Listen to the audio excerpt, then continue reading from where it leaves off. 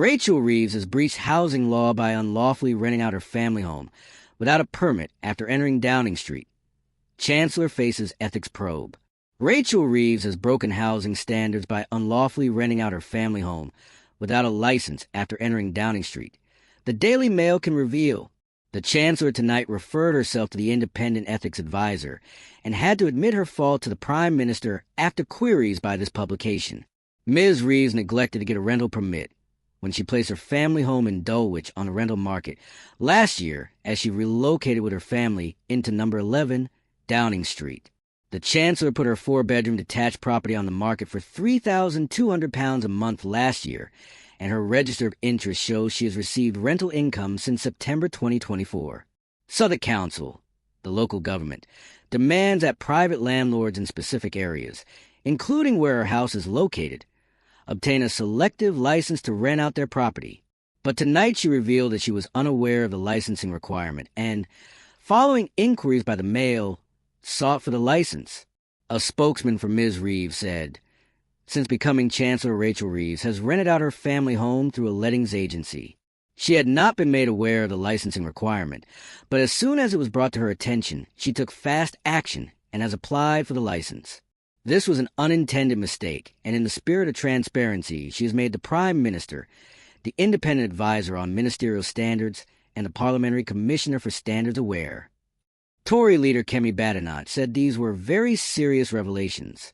If the Chancellor, who has spent months proposing harsh tax hikes on family homes, has at the same time allegedly been earning from illegally renting out her residence, that would make her position exceedingly vulnerable.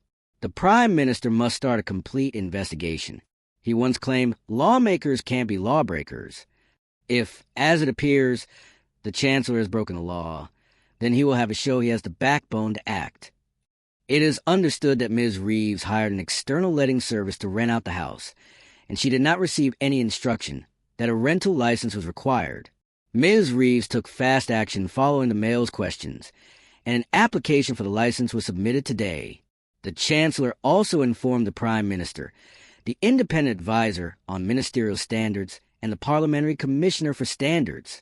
Southwark Council, like many other local authorities, demands that private landlords in particular areas get a selective license to rent out their home.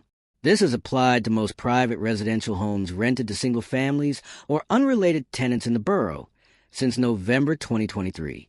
There are limited exclusions for requiring this form of license, including if the property already has an HMO license, is used as a holiday lease or for religious purposes, or the owner also resides in property as their permanent residence. It is not thought any of these apply to Ms. Reeves. Southwark Council stated the permits were brought in to improve safety, security, and quality for those living in private rented homes.